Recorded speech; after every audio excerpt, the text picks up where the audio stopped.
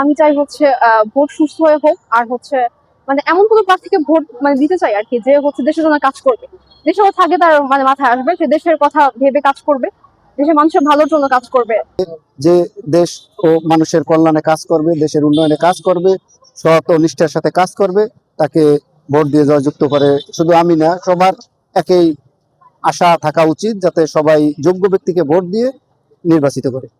আগের বছর যেরকম স্বৈরা শাসক ছিল ওরকম যেন শাসন কেউ না করে, ন্যায় এবং ইনসাফের পক্ষে যেন থাকে তারা। বাংলাদেশটাকে কেমন বাংলাদেশ দেখতে চায়?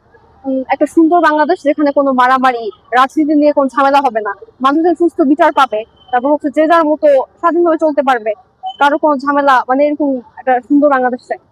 এই আইনটা কারো নির্দিষ্ট কোনো ব্যক্তির জন্য হবে না, কোনো নির্দিষ্ট ব্যবসায়ীর জন্য হবে না, হবে সবার জন্য।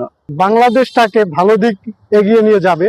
এবং সর্বপ্রথম কথা হচ্ছে, পেটে ক্ষুধা থাকলে সে আর কখনো প্রার্থী হতে পারে না। সর্বপ্রথম হচ্ছে তার দানশীলতা থাকতে হবে, মানুষের প্রতি উদারতা থাকতে হবে এবং মানুষকে ভালোবাসতে হবে।